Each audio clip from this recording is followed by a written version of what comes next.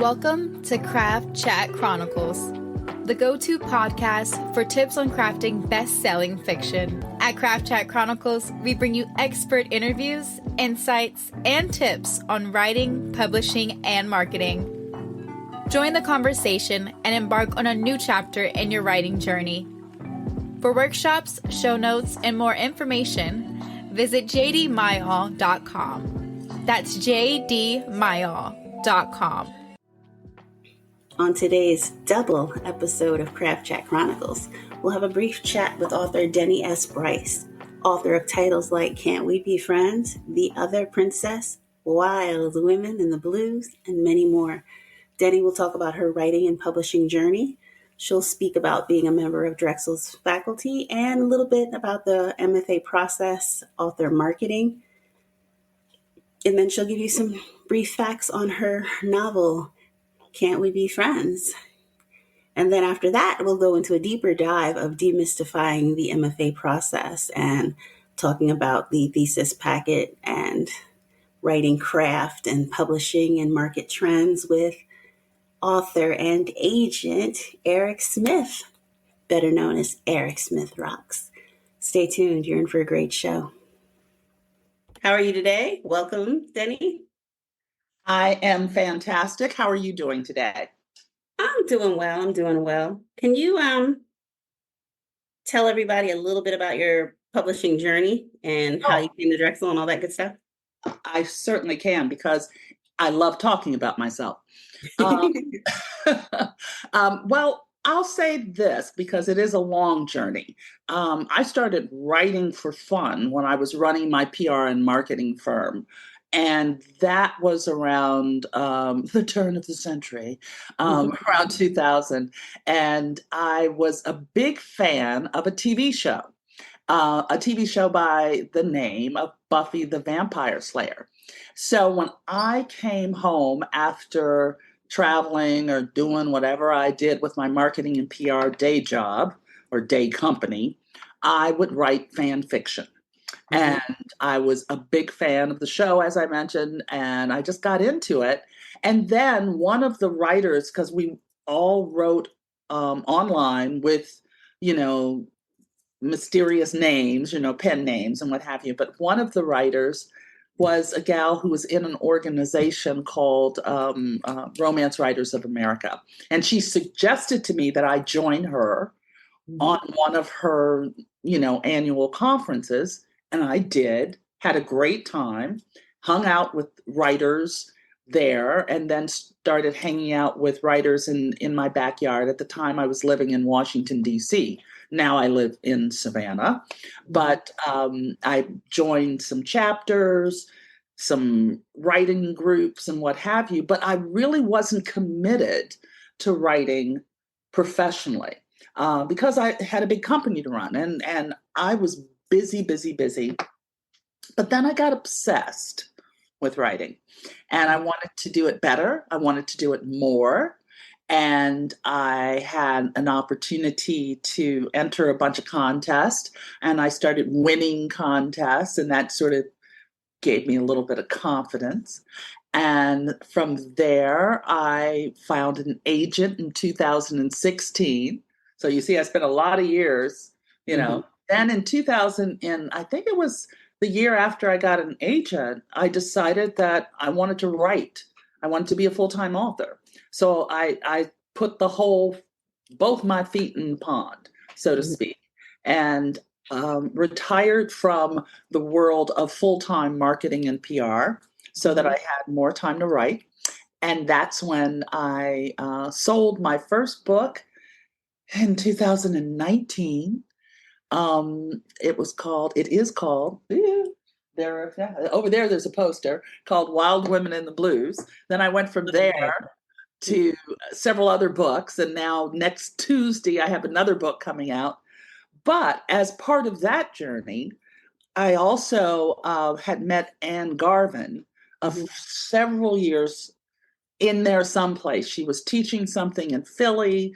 I got to hang out with her and that group that was there that included Nomi Eve. That's all copywriters? Is that what you're referring to? Oh, absolutely. And so, but this is when I was pre-published. I was still just sort of like just traveling around the globe trying to find writing classes and what have you. And that relationship was just so important because I kept track of both of these women over the years. And then when the opportunity came for me to join Tall Poppies, I also got involved with working with Nomi and Drexel University. I've been working with Drexel, I'd say, for 3 years, approximately, maybe a little longer. And it's been a very rewarding experience. And I'm looking forward to continuing to teach the class and also do the coaching. I love interacting one-on-one with MFA students. It's just really a joyful opportunity to work with young writers. And age is not what I'm talking about. It's just, where you are in the journey, so to speak. So with your history in marketing, when you look at your students, what tips do you usually give them on marketing themselves as a writer? Interestingly enough, one of my first classes for Drexel was a class on marketing for authors. And right away, I'm a big fan of visibility. In this day and age, if you are intending to have others read your book and buy your books, whether you choose the indie path or the traditional path to publication, people got to know you. You got to find your brand, and then have visibility. And you don't necessarily have to wait until the day you sell your book. To me, once your commitment is there for your career, start building your brand, start your website, communicate, find a format, a platform or two or three that you enjoy. I think that's a first step. You in the early stages of marketing and public relations as an author, don't get into something that feels overwhelming. And in this day and age, at the same time, don't turn your back on social media because you feel uncomfortable. It's part of what we have to do. Love that. When you're looking at your students' work in the packet exchanges, what are the areas that it seems like students struggle the most with, and how could they improve? Well, I will be quite frank that it's different for every student, and that's honestly the way I feel. There's no cut and dry one path problem for any student. What I mostly run into is confidence, the confidence to stick to the story that they're committed to, and working with them to enhance where they are versus change what they're trying to accomplish. I think that's critical with writing because it's such an organic place as an artist. You are an artist, and trying to tell an artist what their art should be is not my job. My role in that communication is to really encourage, support. And yeah, if there's a grammar thing, we can work on that. If there's a structure, a story structure thing, we will work on that.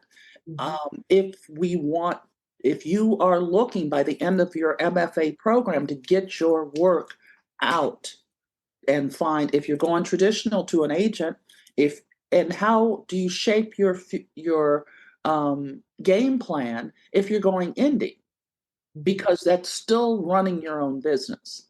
So those are the sort of interactions I like to have with students that I coach. We're going to work on that project, so that that thesis, or whatever you want to call it, your story, so that when it's ready when it's being called for submissions, it's ready. But we're also talking about your industry, your career, what's going on in publishing that I like to share with people, since I'm, as a book critic and some of the other things that I do, I'm very much about having authors be very in touch and in tune with the industry. And it's not about following trends. It's about understanding what's going on in the marketplace. And what is going on in the marketplace right now? Any tips for people? Any tips? It's dominated a lot. I'd say create a vision board. I'm very much a fan of a vision board. If the New York Times is on your vision board, you look at what is happening there and not redo what you're doing to match what it's doing, but understand it's cyclical. I mean, 6 months ago on the New York Times bestseller list, you saw Colleen Hoover over and over and over again. Mm-hmm. Now you're seeing the romantasy is what they're calling it, but romance fantasy or romantic fantasy has been around forever. Mm-hmm. But when something catches, and there's a new catch word to define it, like romantasy, there's that popularity that's happening. And you're seeing in traditional fiction more and more editors and your big five and whomever's out there buying romantasy, but they're also there's a focus on debut authors. Debut authors are an opportunity for publishing to put a big push behind a new author that doesn't have a track record that's a little fuzzy or messy, unless you do things. There's been one author that sort of messed up that opportunity, but she's a YA author. I won't go into that. But so those opportunities are there for indie authors. Understand the business of that end of being in indie publishing. Yes, you must write your best possible book, but you also must understand how to launch that book. You also must pull together a team of professionals who can help you put out the best product possible. I interact with quite a few indie authors, and there's great opportunity out there, especially if you're a romance writer, especially if you're a fantasy writer, especially if you're writing contemporary, heartfelt contemporary, and with romance elements. So knowing genres and being nosy online about what's happening in publishing will help.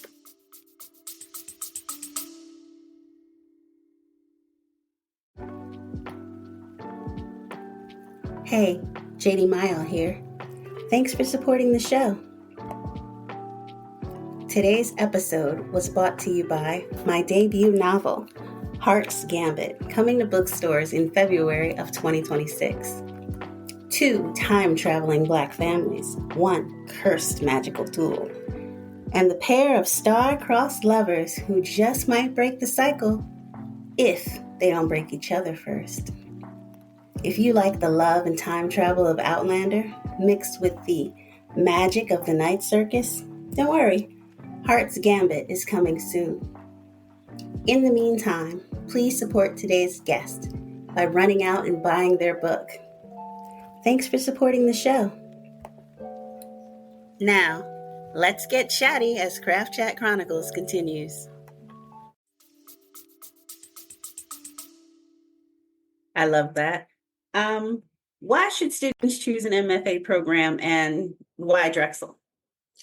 Well, everything that I know about Drexel it's just one of the top MFA programs out there. Number one, you want a top program, one that's respected, one that if you name drop, people are sitting back. Oh, I love that when it happens. Oh, I'm an adjunct professor at Drexel. Oh yeah, I've heard of their MFA program.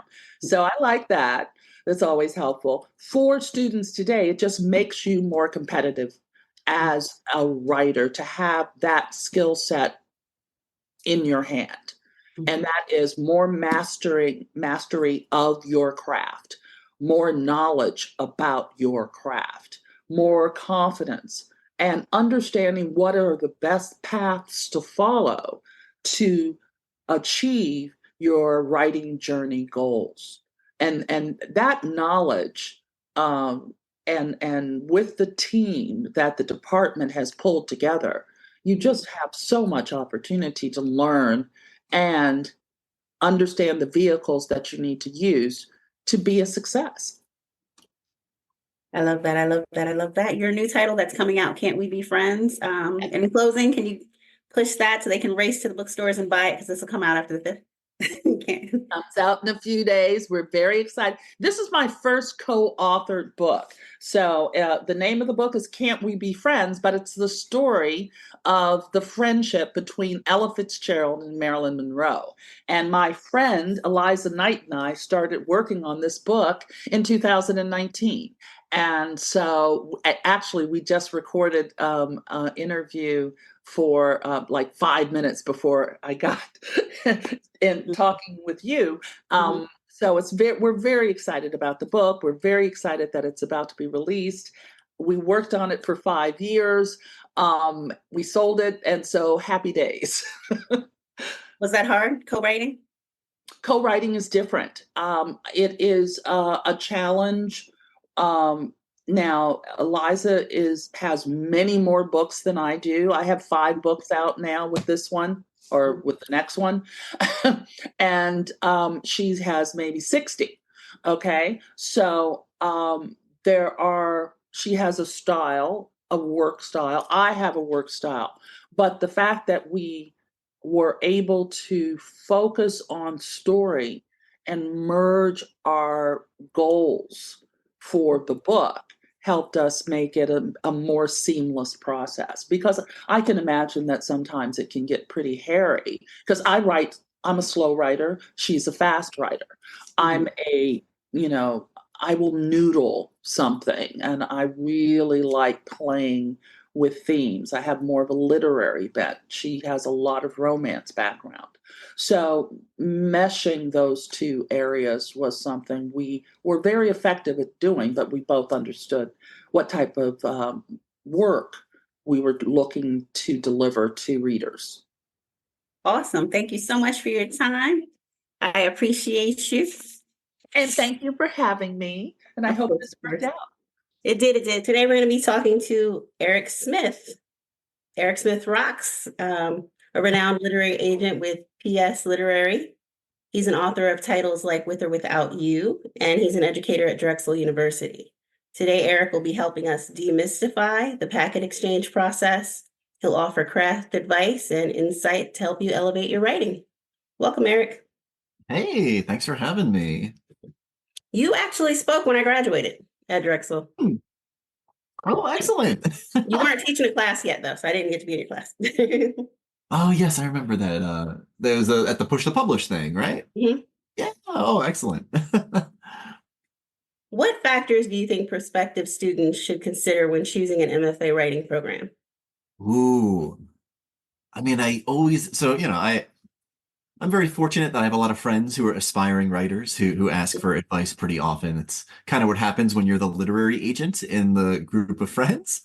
And I always tell them to make sure you're researching the teachers in the program, right? Like that's the thing you are looking for. You're looking for the professors who actually have the experience, who have been published, who work in the industry, who are still actively doing those things, that are going to give you advice that's, I guess, applicable and relevant to what you're pursuing. So take a look at the teachers. I feel like Drexel is pretty fortunate with the wonderful faculty that we have there. That's for sure.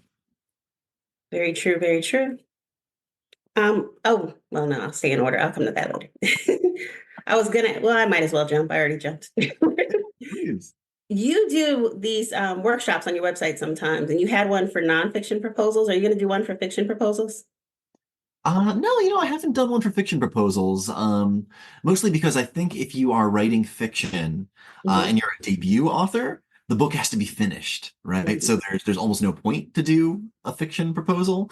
Nonfiction's different, where like if you're writing nonfiction and you're an expert in your field, you can pitch on proposal where it's just the not quite finished manuscript and the idea, because the publisher is supposed to give you an advance so you can finish your book and do your research.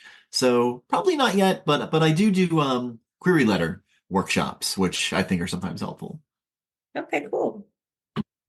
How do workshops in MFA programs function, and what are the benefits and challenges to that model? I mean, it depends on the MFA program, but for the most part, it's a lot of sharing and critique and back and forth, right? You're swapping your manuscript or sometimes short stories and essays, depending on what you're doing, with your critique partners, with your professors, and just polishing it up as much as you can, while learning a lot along the way.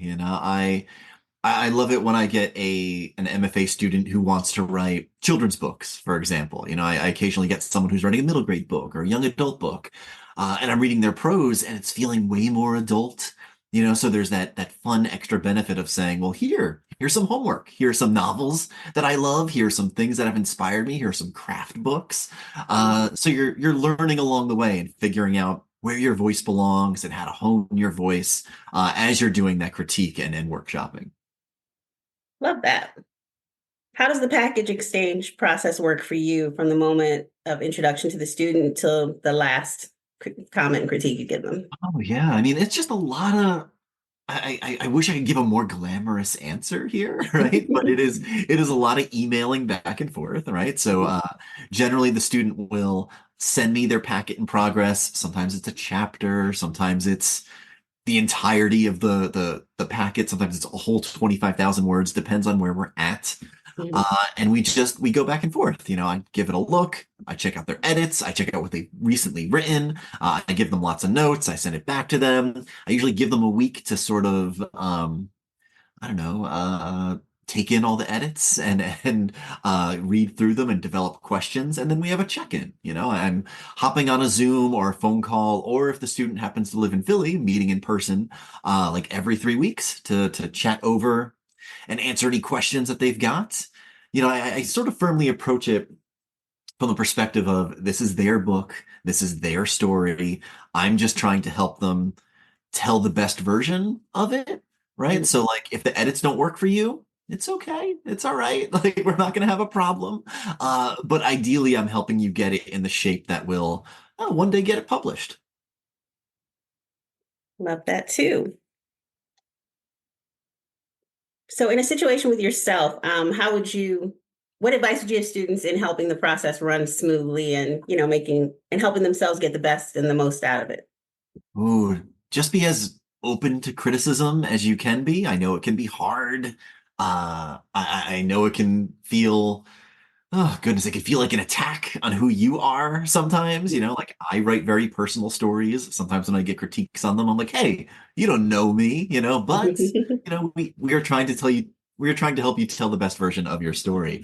Also, get critiques and get workshops outside of working with your professor and outside of your potential cohort, right? Turn to your friends, like it's not just a bubble where you're only working with potentially me or potentially the couple of friends in your MFA program. Look elsewhere too. Work with your friends. I can't tell you how much getting that outside perspective can really help. Now, with my packet exchange, like I found all the teachers incredibly helpful. Oh, Sadika Johnson was really, really good with like developmental edits. And Heather Christie was really good with detail and helping you bring out the setting. What do you think your strengths are as a packet exchange teacher? Oh, I mean, I think my strengths are certainly voice. In my agent life, I work on children's books, I work on adult books, I work on lit fic, I work on fantasy, I work on sci-fi, I work all over the place. So I'm really in tune with what voice should feel like based on the genre or category that you're writing in. Mhm. Um, I am also a bit of a brat when it comes to things like world building and motivation. So, like, you're gonna get some nitty gritty, sort of complainy questions from me when you're working on a book that has, high fantasy elements or big world building bits. I'm gonna ask a lot of whys, and it might get annoying. But remember that there has to be a reason for everything. I once went to a book launch for a fantasy author friend of mine.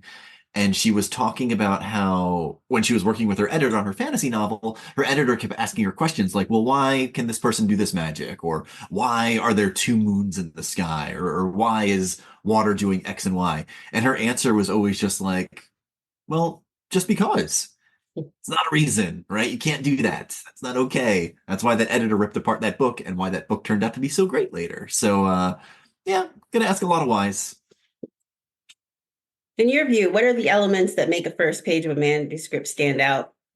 Ooh, a first page? Oh, that's so hard. Um, oh boy.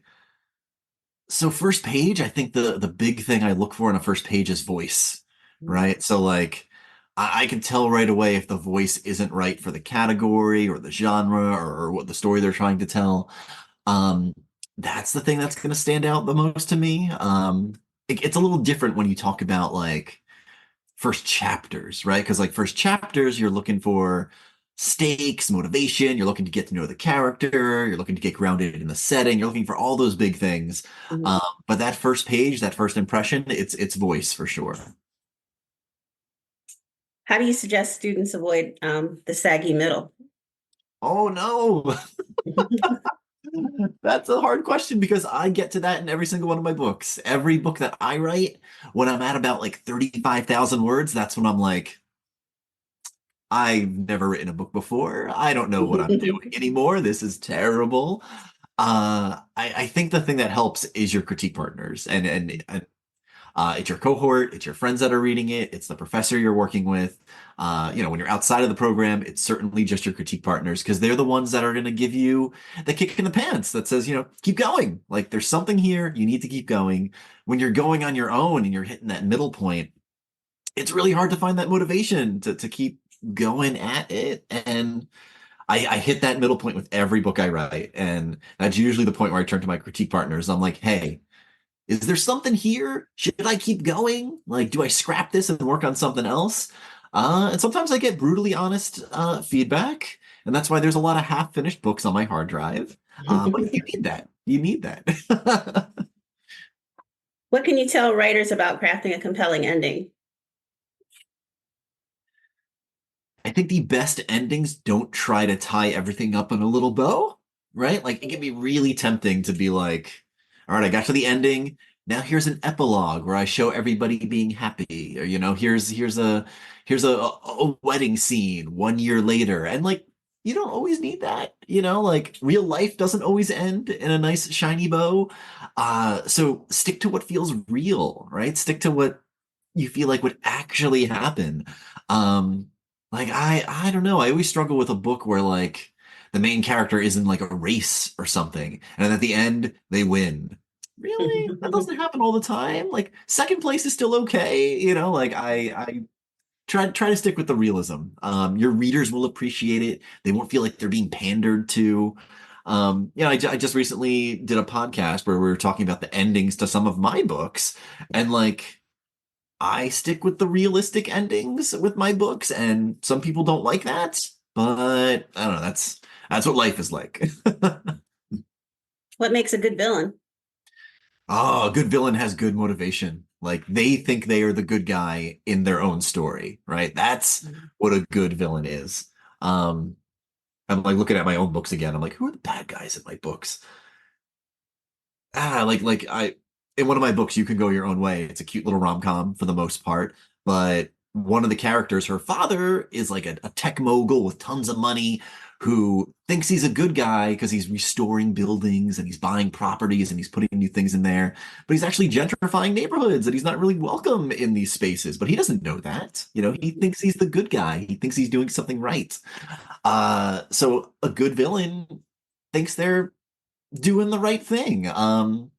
I feel like Marvel movies do a really good job of this. I don't know. I don't know who my fellow nerds are that are listening to this right now, but like most Marvel villains think they're doing something good and they have really great motivation and I like the way that they're written. And DC villains, oh my God, so many DC villains are just like, I'm bad because I'm bad, and I don't know, I'm sure someone's gonna get mad at that comment, but that's what I tend to see. Do you have any advice on crafting compelling characters? Write a giant synopsis. I know everyone hates them. I talk about them online all the time, but I'm telling you, I write like a 10 to 20 page synopsis for every book that I write. And it makes the storytelling way easier. I can churn out the book way faster, and I know what my characters want, right? I know what their motivation is. I know what they don't like. I know what they're driven by. Write a big synopsis. You're gonna hate it. You're gonna hate it. But I'm telling you, you write a Wikipedia page for your own book in a big Word document, and it's gonna make the process so much easier. And if you get me as a professor in the packet exchange, I'm gonna make you do one. So just get practicing. Love that. Do you have any advice on good dialogue? Oh yeah, I do something really weird when it comes to writing dialogue. Here I I read a lot of plays. So I read musicals, I read plays. Uh here's the last 5 years is great. I was a theater kid, right? So like of course this is natural to me and I like reading musicals and plays anyway. But I'm telling you, like, read some plays, read some musicals. If you're really struggling and that's not quite for you, pick up some romance novels.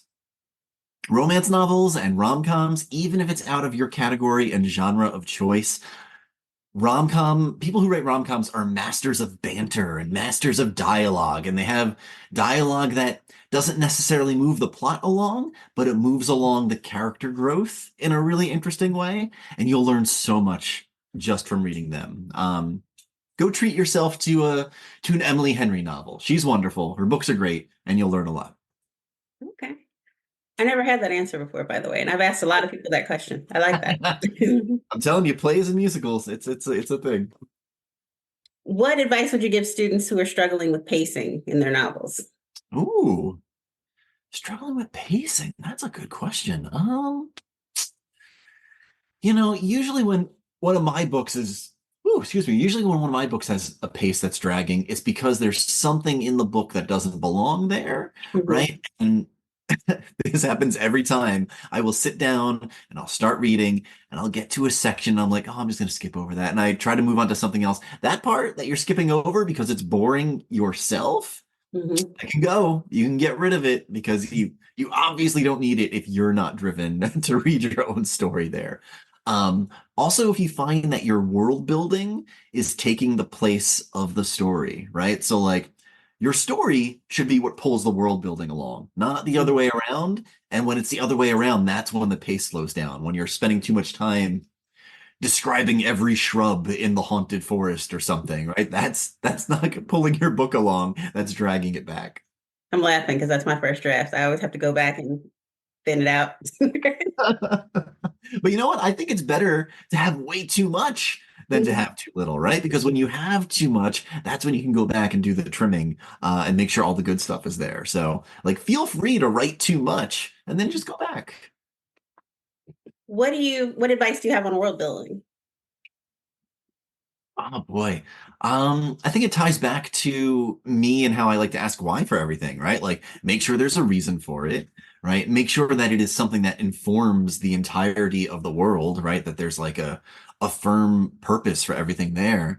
I can share a little story. So like my first YA novel is a fantasy novel. It's called Inked. It came out forever ago.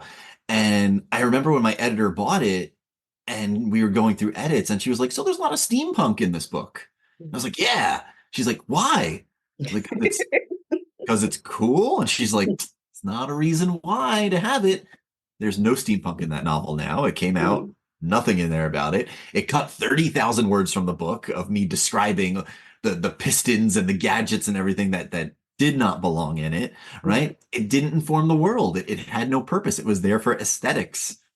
That's not a reason for elements in your world, right? It should do something. So make sure it does something. So you were saying with my agenting and my teaching, and Yeah, you're exposed to a lot of new writers. Between the two, what mistakes are you most often seeing? Ooh, the mistakes I most often see. I feel like the mistakes I see the most are people that just don't know the category that they're writing in or the genre. They'll say like, oh, I'm writing I'm writing a romance novel, and then I start the book and like the love interest is like dead or something. I'm like, well, it's not really gonna work there. Or they're writing, oh, I've written a young adult novel and the main character is like 26. Like it's like really simple mistakes. That like sometimes you don't know any better if you don't have like a writing community or a class like this to sort of learn this stuff from. Mm-hmm. Those are the most common mistakes, and they're certainly easy to make if you're not aware of what the market looks like. So we'll make sure you don't make them. What does the market look like? What are you seeing right now that's doing really well? Ooh, well, I guess right now everyone wants high concept romantic comedies. So it's a rom-com that does something a little different, maybe a little magic, maybe a little sci-fi somewhere in the mix. High concept romances just in general are really big. I've worked on a couple that have come out recently. Where are you? Where's that book? Ah, there it is. This one just came out this month called The Spy and I. It came out with Berkeley. It's a rom-com that happens to have a lot of action in it. And Mm-hmm. then this one came out back in January. It's a science fiction love story about two people trapped around a hadron collider, essentially. So high concept romances, really big. Horror is really big right now. So anything in the horror space, children's books, adult books, you name it, especially in children's books, because I love horror in children's books because it's not so much about being gross and scary as it is teaching kids how to be brave about things, and I think that's such a powerful storytelling, I guess, device there. So yeah, horror, romances. Oh boy. I mean, those are the two big ones right now for me. Is dark academia still a thing or not so much? Oh yeah, people always love that. Okay. Oh, for sure. Okay. Are there any websites or tools that you think are essential to helping new writers navigate their own writing journeys? Oh, tools or websites. I mean, I know a lot when it comes to like the publishing world, those sort of websites. So if you're looking for those kind of resources, I recommend Publishers Marketplace. Publishers Weekly has a great newsletter. Writer's Digest has a great newsletter. I recommend podcasts like Print Run, which is just probably the best industry podcast. The Shit No One Tells You About Writing is a fantastic podcast run by two of my coworkers. Uh, Mm-hmm. Let me see. Deadline City is a great podcast if you're into middle grade and young adult books. It's run by Daniel Clayton's Rita Cordova. Let's do a lot of industry podcasts. They're very, very helpful. In terms of writing advice, I feel like that's a harder one. I would look up Jamie Attenberg. She runs 1,000 Days of Summer. Wait, Mm-hmm. 1,100 Days of Summer, which is a great like I guess yearly online writing campaign, but she also has a book called 100 Days of Summer that's really, really helpful.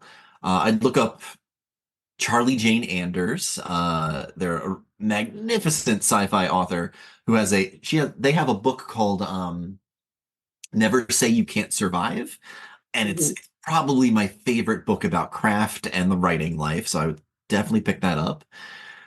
And yeah, Jamie Attenberg and Charlie are two good authors to start with, I think. What advice do you offer students when they start getting rejected by agents and publishers and literary agents? Like, what advice would you offer them on the rejection part of a writing life? I would say just to keep going, like Mhm. please keep going. I look at the clients that I work with in my agent life, and one of them, after we sold her first book, so I signed her, and her first book sold in like 3 months. And she texted me when we saw the pre-order link go live, and we talked about the fact that she had been pitching agents for something like 10 years. It was like a really long time trying to find an agent. And it just had to be the right book, right? And then I have other authors who like started querying, signed with me after a month, and then we sold their book in like 10 days. Like everyone's journey is so wildly different. Mhm. And it just has to be the right book at the right time. There's this element of like luck and like publishing alchemy that happens sometimes in this Mhm. business. Um, you just have to keep going and find that right person. I feel very fortunate to be the right person for quite a few people, looking at my books right now. But it takes a while. And remember, if you're in the program, I'm here to be a resource for you when you start querying agents. Please let me know if you have questions, if you want advice. You can't pitch me, but I feel like it's more valuable to have me as a friend who will advise you for as long as you need. Love that. Because I imagine your inbox would be like swollen all the time with students. Yeah, no, my inbox it is a bit of a disaster, but I like it. What's the best piece of writing advice you've ever been given? Best piece of writing advice. Uh I feel like this, I don't know if this is gonna register with everybody the way I want it to, but I remember when my first book was coming out, I had an event at BEA, Book Expo America in New York. They don't do it anymore, but it was a big, big festival. It used to be really wonderful. And I was talking to Nicola Yoon. She's the one who wrote Everything, Everything. Yeah. Yeah, just wonderful. She blurbed one of my books a couple of years ago.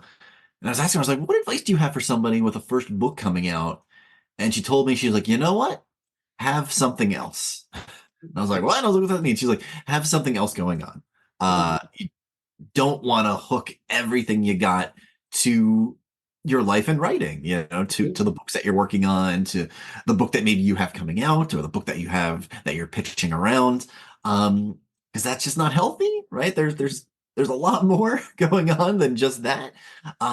So have something else, have a fun hobby that you like. I play a lot of video games. I like to garden. I'm terrible at it. Everything dies, but I try my best.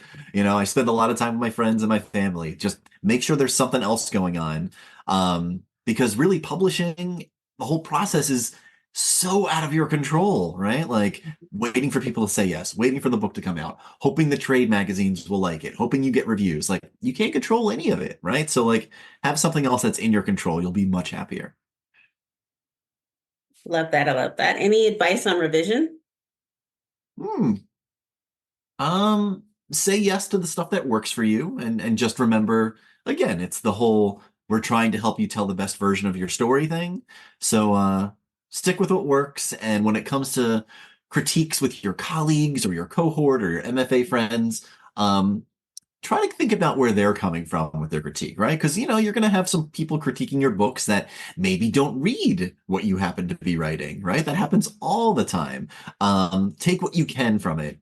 If it doesn't work for you, it's okay.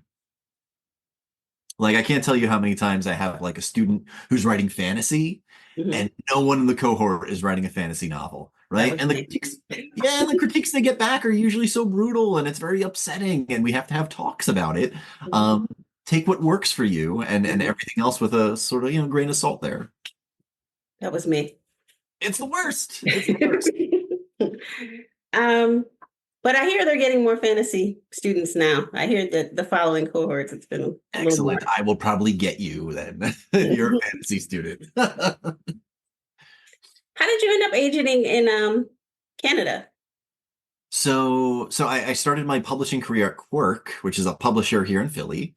I was there for a pretty long time, and I saw the agency opening at PS Literary because I had done the marketing and publicity for two of their clients at the publishing house.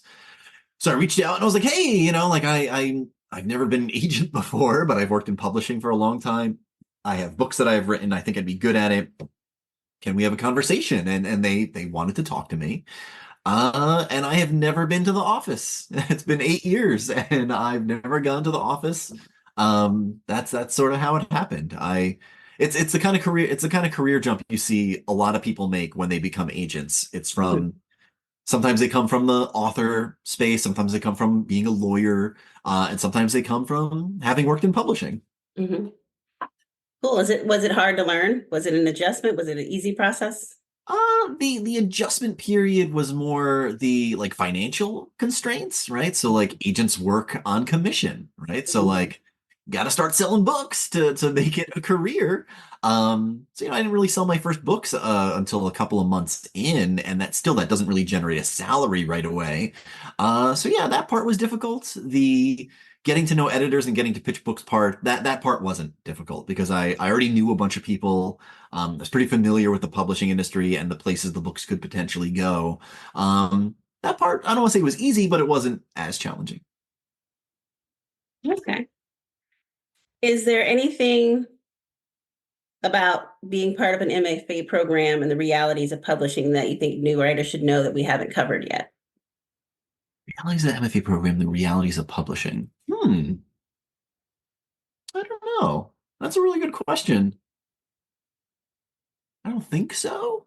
Like generally my concerns when I have friends that are looking at MFA programs or writer buddies, is let's talk about the reality of publishing, and do they have faculty and advisors that are part of the current business? Do they have books with major publishers? Do they have experience? If that's not there, that's a problem for that program, in my opinion. And Drexel doesn't have that problem. So that's not a thing to potentially worry about. I don't know if someone else out there is watching this and thinking about MFA programs, that's the thing to look out for. Love that. Love that. Any final advice or words of wisdom to share? Oh, just to take your time. Anyone who's writing and working on your thesis or planning to enter a program like this, generally you have a good 2 years to finish that book. Take your time working on it. This is the time to really just, I don't know, let that book grow and work with critique partners and just polish it up as much as you can. Don't rush it. Don't be that person that waits 3 months before graduation and then you're madly banging out your book. Don't do that. That defeats the purpose of working together. So yeah, take your time, watch the potential ticking clock there and enjoy it, because these, being in the sort of MFA bubble here where you get to work so closely with people, that doesn't always exist post-graduation and into your career. Like, even for me now, my 10th book came out and now I'm working on something new and I have to email all new critique partners because all my buddies are in different spaces in their career and some don't have time and some have too many kids, and it's a whole thing. So enjoy it while it's here. Okay. All right. Well, we will talk soon. Yep. Have a blessed one. You too. Bye. That wraps up today's Craft Chat Chronicles with JD Mayor. Thanks for joining us. If you liked the episode, please comment, subscribe, and share. For show notes, writing workshops, and tips, head to jdmayo.com. That's jdmayo.com. While you're there, join JD's mailing list for updates, giveaways, and more.